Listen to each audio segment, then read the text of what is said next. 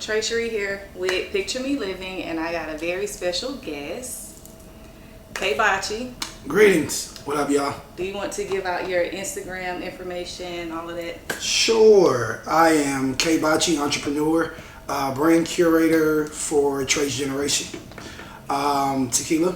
I've been with the brand for about 4 or 5 years now. I'm going to start off with K Botchey. In addition to that, I am a restaurant owner, nightclub promoter, festival and concert promoter as well. You can follow me on Instagram at K Botchey. That's KBOTCHEY. That is a hell of a resume. A lot of us look up to you. Thank you for doing I appreciate this. it. Thank you for sitting down with me. For sure. So all my guests, you can't skip this. All my guests have an icebreaker. Okay. I'm gonna give you 2. Mm-hmm. First one, you gotta name me 5 Will Smith movies. Ooh, 5 Will Smith movies. Independence Day, Bad Boys 1, 2, and 3. No, you can't. I mean, they're all different movies. It's the same brand. Yeah, okay. All right, well, let me see. Independence Day, Bad Boys, Ali, Pursuit of Happiness, Hitch. Okay. Which one are your favorites? Ooh. I love putting people on the spot like this. You know what? Pursuit of Happiness was a very good movie, but it was hella sad and hella depressing. Yeah. So. Because it was a true story of a man's struggle. Yeah, that was tough to watch. One I didn't mention that I liked was Concussion. Yeah, when he came out with that film, it was around the time that I think CTE is the term that a lot of football players were going through, and there was a lot of suicides and mental illness going on. Yeah. And they attributed that to CTE, and that movie was actually based on a true story. So being an avid football fan, you know, I took notice to that. I felt like that movie was great. Yeah, he did a great job with showing his range and speaking on something that was at the time, you know, a really big deal in sports. Okay. Yeah. That was on it. Well, I like doing these because I feel like I get to know y'all a lot better. Yeah, for sure. And I like to see y'all in the hot seat, sweat for a second. Absolutely. So the other icebreaker is more of your lane. Okay. Give me your top 5 old Atlanta party spots.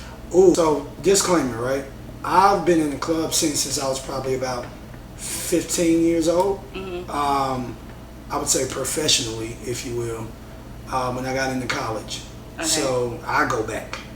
I think our generation does. Though. Yeah, so I'm going to say Club Envy. Good one.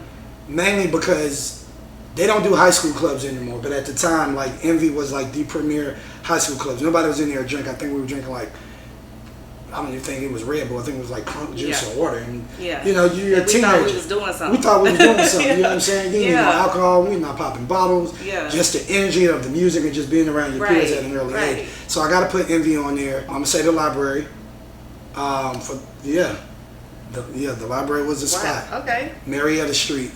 During my college days, whenever we came home, you know, Christmas break, Thanksgiving break, or holidays, or just weekends, the library always still made you feel like you were in school because a lot of your peers, you know, around that same age went to the library.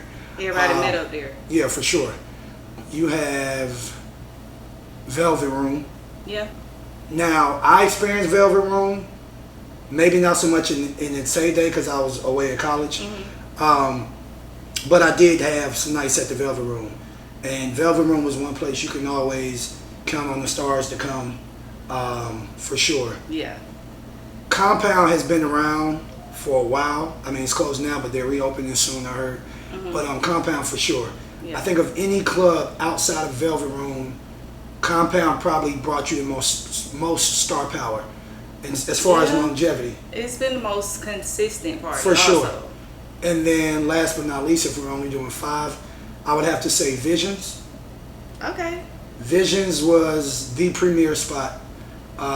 During its time, like I remember when I first, well, not even when I first graduated and came back home from college, but towards my senior year when I would come home on breaks and I would go, you know, get with my brothers and my cousins and people that were still in that space in Atlanta. Vision was like the upper echelon premier club to go to. So my top 5 would be Envy, the Library, I think I said Velvet Room, Visions, Compound. And Compound. So I got Compound with you. Esco was one of mine. Oh, yes. Yeah. Yes. That was yes. all over the radio. But Compound was definitely something consistent throughout my entire adult life. For sure. And that's a place we wanted to get in, or we knew somebody that would get us in. You run into a celebrity, a football player that you knew or whatever. Like, absolutely. That was definitely a consistent thing up until recently. And then just clubs in Atlanta, period. Like, I mean, I've partied in other cities, major cities, even partied abroad. But I think, like, with Atlanta nightlife, mostly every artist, every entertainer, every athlete has a home here. Yeah. You know, whether it's a house, townhome, apartment, whatever. So we see celebrities on the regular. So I think that just kind of amplifies the experience that people get when partying in Atlanta, period. So how do you feel about that phrase, everybody is a celebrity in Atlanta? Yeah and no. I get it. But if I'm being truthful, it annoys me a little bit. Really? Yeah, because being in the industry, I feel like over the years we've created this atmosphere where, yes, we do want everybody to feel welcome, but at the same time, it kind of took away the essence of VIP, right? Because if you know the owner, if you know the promoter, you know the manager, then there's no distinction between what general admission is and being VIP. Because, you know, let's just say I'm a cat who's from out of town. Yeah. I pay X amount of dollars to be in a certain area with, you know, within the club. Right. Like you know, it's the experience. It's just like any other business. You know, when you go to a hotel and you travel, right? There's first class, there's economy. Right. You know, it's basically it's what it is. Everybody feels like they're first Everybody class. Feels the need to be. Oh, I know the owner, the promoter can Right, get me in. right. So I think, you know, it kind of took away from just going out and enjoying it in a sense, because everybody wants to be VIP, everybody wants to be a somebody, and then it's like, you know, because oftentimes when you're in VIP in most clubs, you know, it's kind of situated for you to kind of sit up higher, like literally sit up higher, like within the section. You're kind of looking down onto the dance floor. But when you create that atmosphere that everybody's VIP, then nobody's there to dance. Everybody's kind of sitting around staring. And that's what I was going to talk to you about. Do you think that that mindset is why there are no more dance floors and why everybody's standing around staring at each other and it's a cool person contest? Well, there are two ways to look at it. From an ownership perspective, I don't make a lot of money with the dance floor. Okay. The more sections I have, the more tables get sold, the more bottles that get sold because they're accompanied with the sections, right?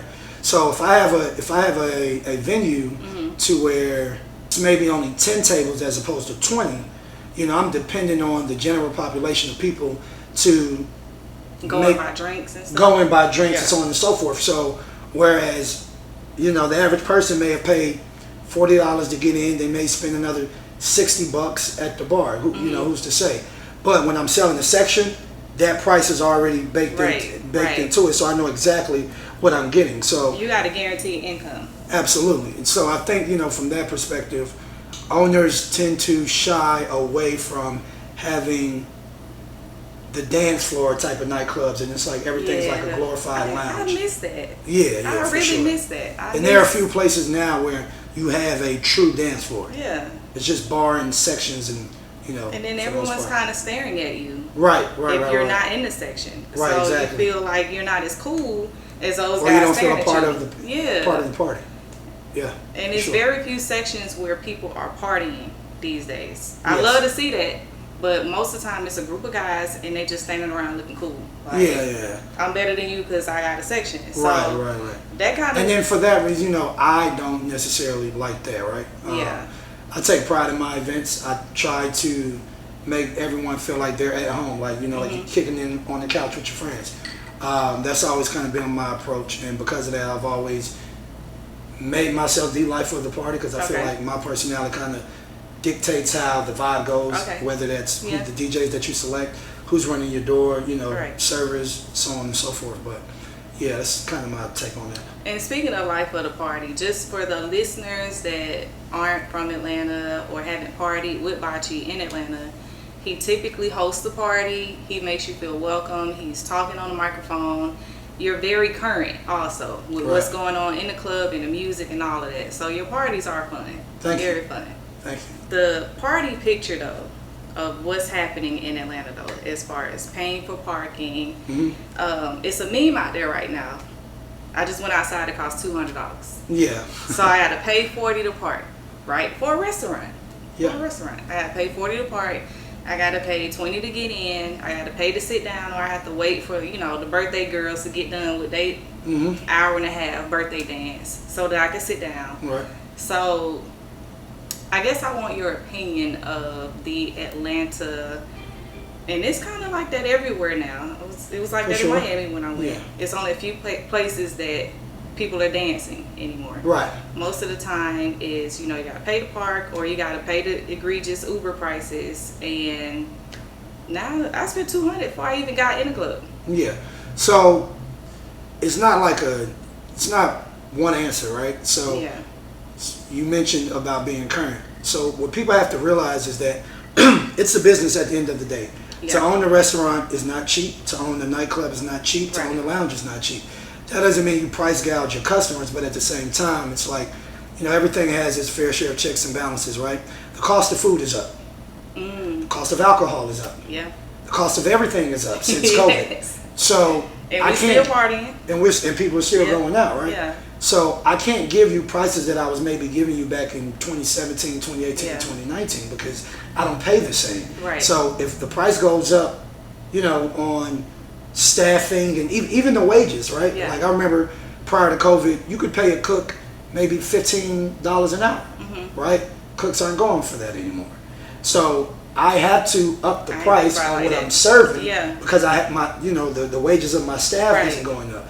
I remember coming out of COVID, a big problem with a lot of restaurants and lounges just work periods that people were comfortable getting grants and loans and, getting checks. Right.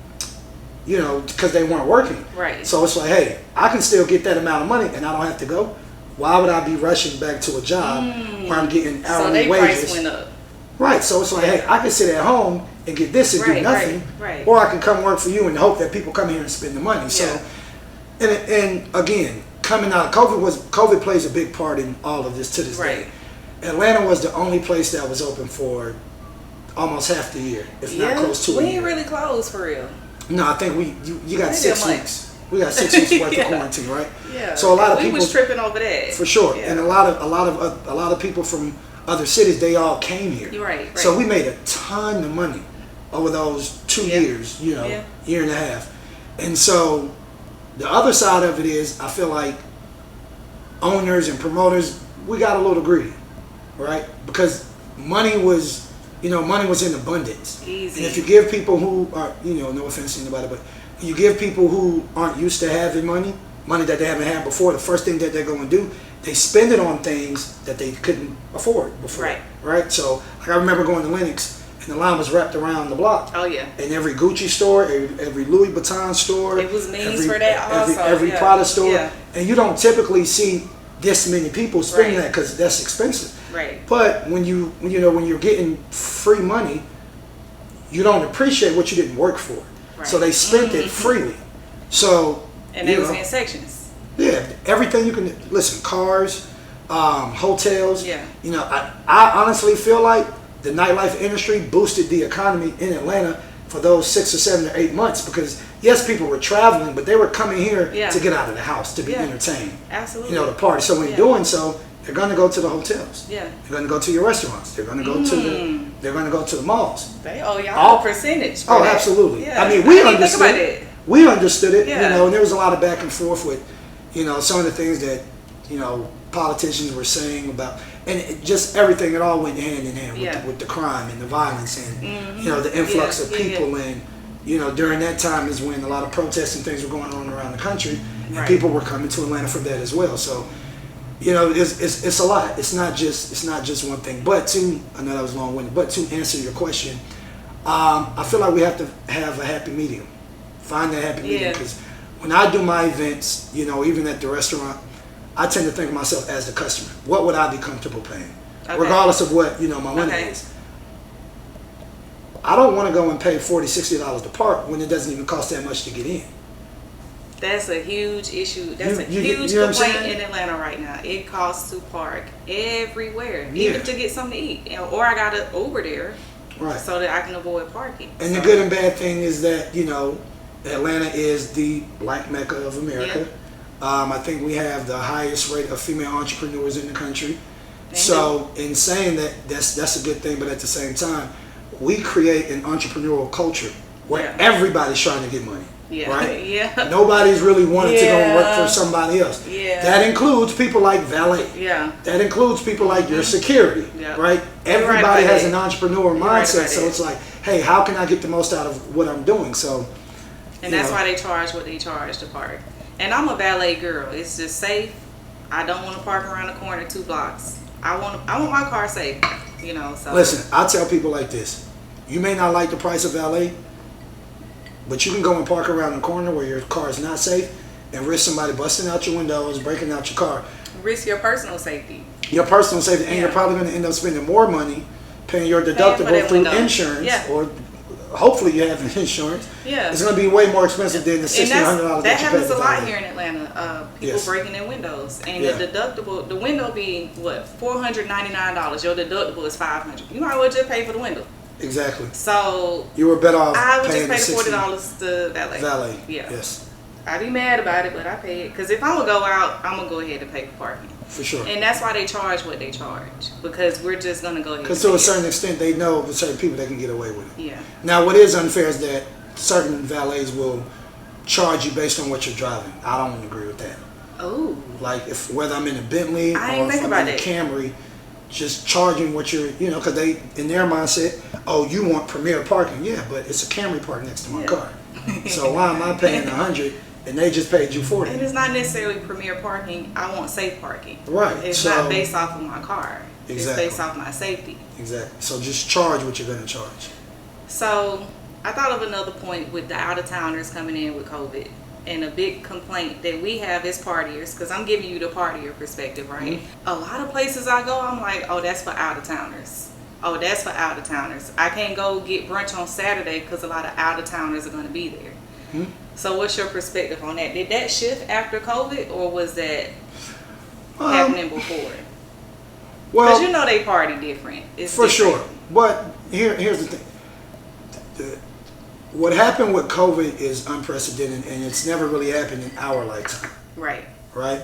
Amongst most generations. Right. So it presented a different set of problems that we weren't privy to prior. And prepared for. And a lot of things go in that, just political, economics, just lifestyle and everything. Right. So a lot of things go into that. But I feel like having been the only city that was open for so long, a lot of our regular hangouts became tourist attractions because they're seeing it from, different states, right? So when they come to Atlanta, hey, I want to go to that spot that I saw Lil Baby at, or I want to go to that spot that I saw Ari at, or I want to go to the spot that's all over Instagram. I want to go to Slutty Vega. I want to go to Big Dave's Cheesesteak. So, what's commonplace for us has now turned into tourist attractions for out of towners. And Atlanta still. Now, don't get me wrong, we're a very popular, growing city, but we're still not Miami. Right. We're not Vegas. Right. We're not Los Angeles. We're not New York. Right. We are I think that's what makes us special, though, because we're not them. We're not those places. We are Black Mecca. Right, for sure. And so we attract certain demographic of individuals that come here, and they want what they want. Mm-hmm. When you go to Vegas, you don't really question prices. It's Vegas. You expect it. You're when you go to Miami, you don't. It's by the water. You don't question prices. Vegas you just do it. Vegas is expensive. You're gonna pay Miami can be expensive to get in the door. The cost of living in New York is high. The cost of living in LA is high. Yeah. Our cost of living is starting to go up, but we got away with living cheaply and giving people great experiences. So my take on it is that I mean, look around. 5-7 years ago, half these buildings weren't even here. It's beautiful. Yeah, it's growing. So with growing comes inflation and a larger population and different demographics. And $40 the park. Exactly. So I got to pay for this building. Yeah. Do you have any tips for out of towners? Because I love our economy is growing, and I do welcome people coming in. People always ask me, my out of town friends, hey, I want to go to Boogaloo. Yeah. I didn't tell them about that. They saw you. They saw, Boogaloo. They saw Ari getting the, whatever hookah she had. They want her flavor. I'm like, okay, we'll go on Sunday or whatever. But do you have any advice for out of towners coming in to party here? Just be respectful. I know people. Yeah, it's simple. for me anyway. People come from different walks of life. They're probably accustomed to partying and hanging out and doing things a certain way in their city. But, you know, Atlanta is truly Southern hospitality. I feel like we are very welcoming and inviting, you know, from people all over the world. But, you know, don't take that lightly. Don't take it for granted. You know, there are certain parts of Atlanta where you have to be careful, where you're partying, mixing and mingling. And there are other places where you don't have a care in the world. But as long as you're respectful, and I think that's with any city, but especially here, as long as you're respectful and, you know, you can go out and like, hey, listen, this is not the place to wear, you know, certain clothes and come in here with a chip on your shoulder and you want to start a fight. Like, this is not that vibe for that in this certain element. And this is a very diverse city, but a very strong African American culture and tradition. And, you know, we take pride in that. So, you know, just when you come into Atlanta, just be respectful and appreciate the city and all it has to offer. So what I'll say is, you said there are places for certain things. I would like for lounges to say lounges. For instance, Sauce, your restaurant. I like to go there to eat, get a to-go plate for my son, maybe get a hookah. I like for lounges and the food to say lounge and food. And then I want the party to stay where the party is. To go to the club for you to, you know, celebrate and shake your ass everywhere. But sometimes I go somewhere on Saturday for brunch with my son, and, you know, one time for the birthday chick is on, she over there dancing, bent over, we just going to get chicken and waffles. That's what Atlanta has kind of turned into. And then some of these places, they are kid friendly. So you have to understand, like, hey, this is not stand up on the couch, you know, and twerk something and shake. It's 5-year-olds and 9-year-olds in here, right? I'm going to try to curate a list of places for you to go. Out-of-towners can go dance in the middle of the day. But these places, you know, take your kids. If you brought your kids from out of town. Some things are family-oriented. Some things are just you go here for dinner. After dinner, you can go to this spot. So I might work on a little list. I think that'd be great. Absolutely. Because we have a lot of wonderful restaurants. We have a lot of black-owned restaurants. We have a lot of nightlife. And I think it's a place for all of that. Absolutely. I think they all can. Not that they can. They all places coexist pretty evenly. So let's talk about travel. Sure. You travel a lot and you don't post it. You don't post it. Why? Nah. I don't really do it for the gram. Okay. Right? If I'm going somewhere, I want to enjoy the experience. You know, every now and then I may post a trip or, you know, taking off or landing or something like that. But, you know, I just feel like if I'm going somewhere to enjoy myself, I want it to be that. I don't need to put on a show for those that are watching, you know, online. Like, it's not about that. Like, 9 times out of 10, if I'm going somewhere, it's mainly for leisure. I do travel for work, but that's few and far in between. But if I'm traveling for leisure, that's what it needs to be for me. It's me enjoying myself, you know, getting away from everyday work life or, you know, just wanting that break. I don't need to take my break with a camera in front of my face. Now look at I like to see the pictures. When you post it, I be like, yes, I comment, I like it. And I know, like, people do enjoy that because oftentimes people like to live vicariously, you know, through you when they see that you're traveling. But, you know, there's times where, hey, I'm out with my friends or I'm out with a certain somebody and I just want to catch that vibe, enjoy this boat ride, enjoy the water, enjoy this restaurant. And I always tell people, if you're too busy recording the moment, you're missing the moment. You're not living in it. Right? I'm cool with taking pictures, you know, for recaps and things like that, but it's like I don't have to live through the photos. The memories in my mind would do just fine. Okay, so I'm gonna paint you a picture of me at work. Just got out of a meeting. I'm about to go get lunch. I log on Instagram and somebody on vacation. That just made my day. That just made, because I'm not a hater. You know what I mean? I'm rooting for you. I'm so happy that you got away from the hustle and bustle of this bullshit called life, and you in Cabo getting your liquor that tasted amazing, by the way. Like, I love that.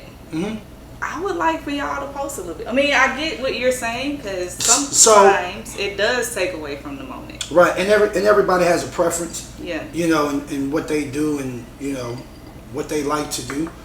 If we're just speaking from life experiences, some of the best moments that I had traveling, locally, abroad, or whatever, they weren't captured on anybody's camera. Your phone was down. My phone was down. I'm too busy enjoying it Yeah. that I don't need to go and grab my phone. Yeah. And again, I understand taking, the memories with you, but it's like, I'm having such a good time doing this. I don't need to be doing this all day because this is taken away from my experience, right? If I'm having a conversation, with you and we're out on the beach or we're out on a boat, I'm going to remember how that conversation made me feel. Right.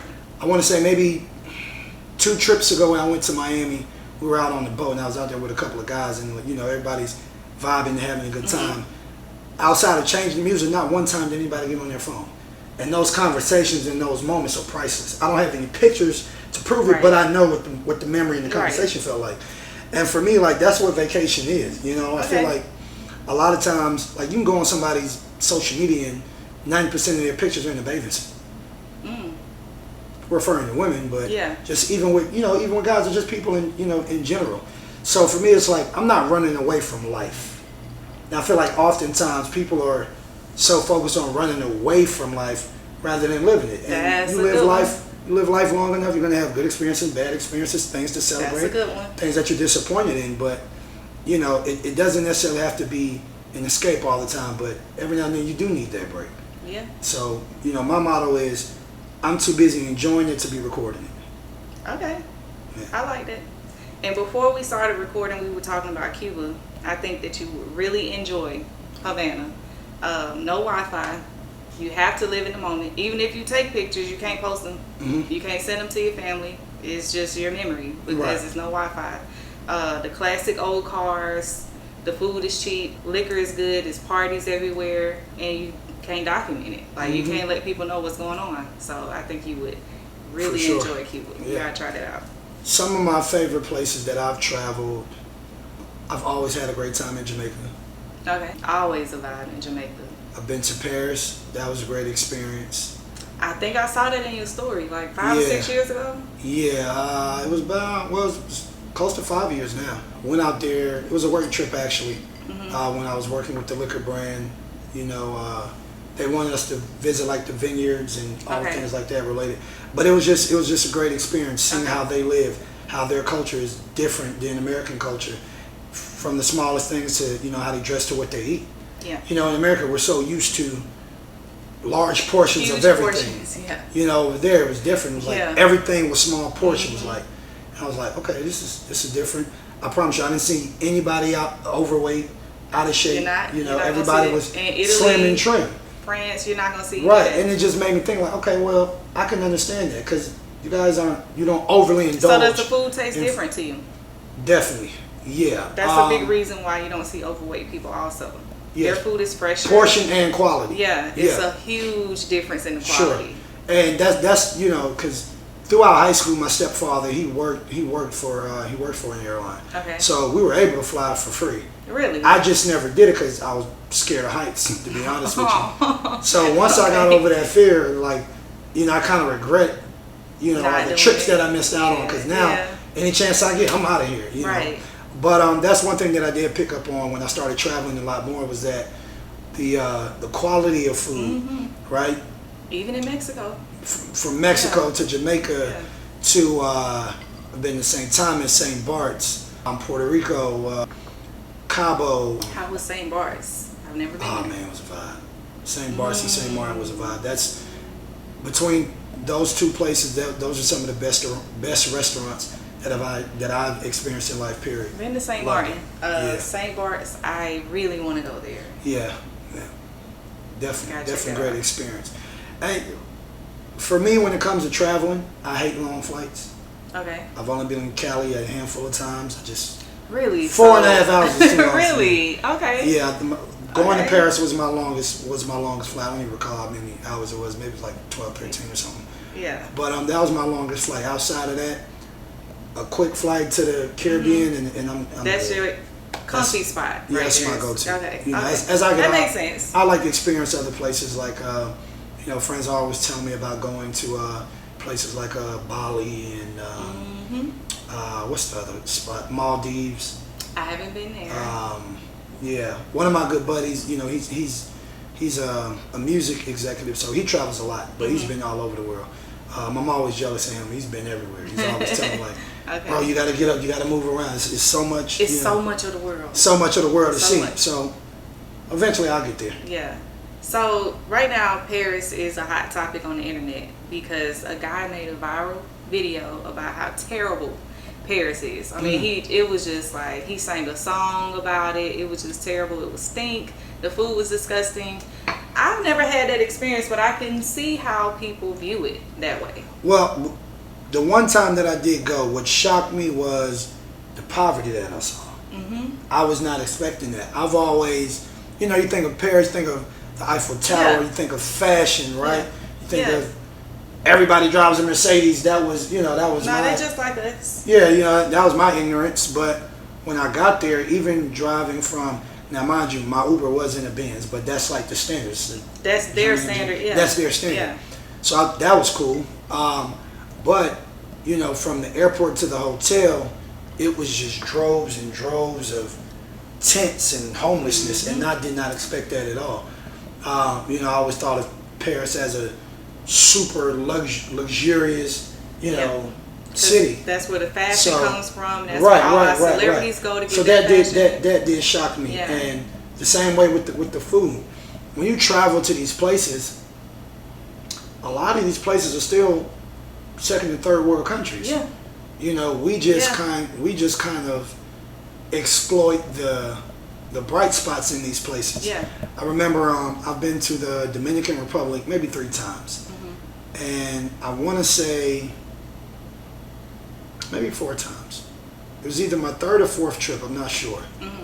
We were on an excursion, and it was so many kids living in poverty, so many families living in poverty. So from the beginning of the excursion to the end, just us, going to get on the bikes and the I was gonna say, ATVs, was it the ATV? and the ATVs and all that. And you ride by it, and you're just like, and you see people like, I'm not enjoying myself anymore because it was tough. It was tough because this is a luxury for me, but this is their lifestyle. So it's hard. Like seeing people live like that, and they're asking like, "Hey, do you have socks? Do you have shoes?" It's like you're on vacation. You don't want to be bothered with that, but at the same time, it's like we're all human, and you connected with that. So I remember one of these last trips. I was out there with a good buddy of mine, and it was just like, man, you know what? Let's just give them the shoes we got on.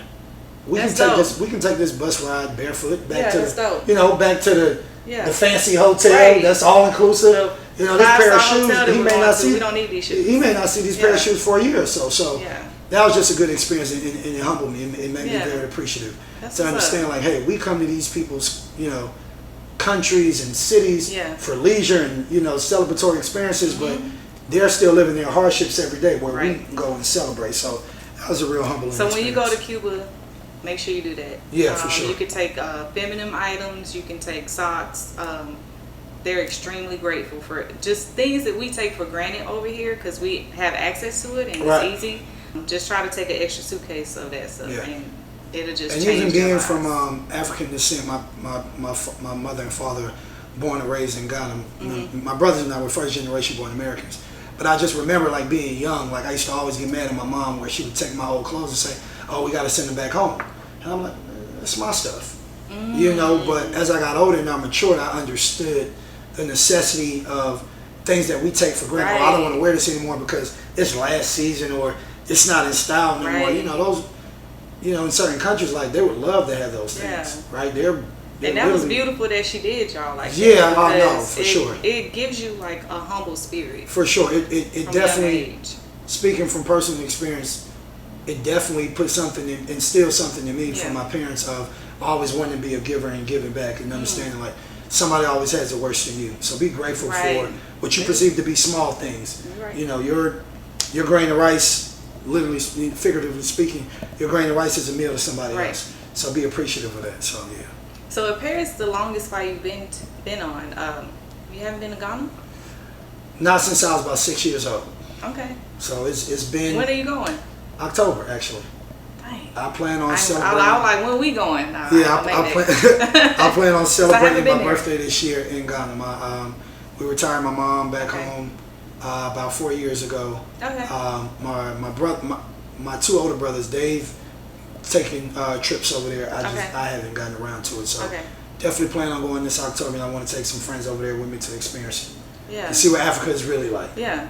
I've been to Nairobi, Kenya, and Tanzania, but I haven't been on the west side. I haven't been to Nigeria. I haven't been to Nigeria or Ghana. Yeah. So or Ivory Coast. Yeah. So. Yeah, and I heard Ghana has a very beautiful tribute to, slavery.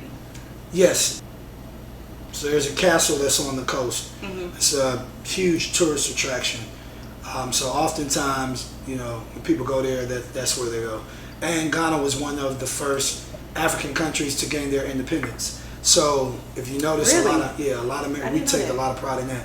A lot of American presidents, whenever they visit Africa for the first time, they typically go to Ghana to see, like, hey, what is the standard that you guys set? And we're a very, I always tell people this, right, that don't really know.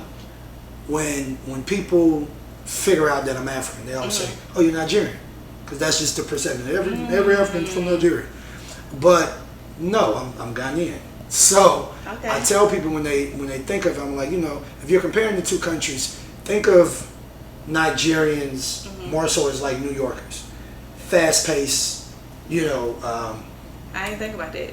Aggressive in a sense, not in a negative way, but just they're on it, right? They're go. Versus Ghanaians, we're more of the Southern hospitality, more welcoming, more inviting, more laid back and resilient. So that's kind of like the nature of the two countries. All right, so favorite trip. Your favorite experience and your favorite vacation. Ooh, it's a tough one. Had some great times. My favorite experience, I'm not gonna lie. I took a trip to Cabo.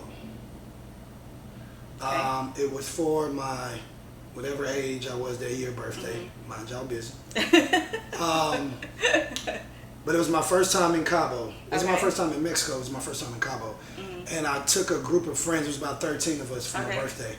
We had a gorgeous crib up in the hills in Cabo. And we didn't do a whole lot of traveling or moving around. We just really enjoyed the house. One of my good homegirls, she's a chef and restaurant owner now. So she did all the cooking. We had a few people come in and. That's what I was going to ask. Did y'all have a chef? Yeah, I mean, we had her in the house, and we had a chef come in one night. But just here's the thing about traveling: it's never so much where you're going; it's the people that you're with. And I love traveling in groups. So that was just a great experience. I would say maybe 1A and 1B was probably. I went on a trip for a good buddy of mine, his birthday, and we went to Saint Martin and St. Bart's. Oh, so that was the same trip? It was the same trip. So his wife did a great job in planning everything. They had it mapped out from morning, noon to night. She had it mapped out. So you ain't have to do nothing? No, all we had to do was show up. All we had to do was show up. And that was the best part about it. It wasn't like, so what y'all want to do today? You know what I'm saying? It was just like, it was already there. The boat rides, the restaurants, the vibes, the energy, the people. The hotel, everything was top tier. So I would probably say the Cabo trip for my birthday, and then the St. Martin, St. Bart's trip. Had a great time both times. Yeah, absolutely. So are you the traveler that likes to do a lot of stuff on a trip, or no? You want to? You were definite about it. Yeah, because my thing is like, when I go on vacay, I'm going to vacay. To chill. I'm cool with an excursion here or two there. Yeah. I don't need 3 days of mapped out events. I like to, it's because one day. That's me. And then here's the thing about going with a group, right? See, if everybody's in like this, like if it's like a nice Airbnb or like a nice crib VRBO or whatever, if everybody's in the house, it's the conversation that I enjoy, the camaraderie of it. Yeah. But it's like if everybody's like, if we're at a resort and everybody got their own room or whatever, the bus is gonna be here. I don't like it. Because I may not be what y'all was on last night. And I say that all the time. I may want to get up and go do breakfast at the time y'all. I say that all the time. I don't do resorts. I like the intimacy of Airbnb. I like the intimacy, even if I'm going with just a small group. Like, we're already together. Right. But I also know that I like to move around a lot. But you ain't got to move around with me. You can sleep in. You can do your own thing. We can meet up for dinner later. For sure. Yeah. You got me wanting to get on the flight right now. Look, I stay ready. I'll stay ready. You got any questions for me before we go? What are some of your travel destinations for the year? Italy is next. I'm off the coast with a group of friends. One of my Insta famous friends. She's definitely going to capture the moment.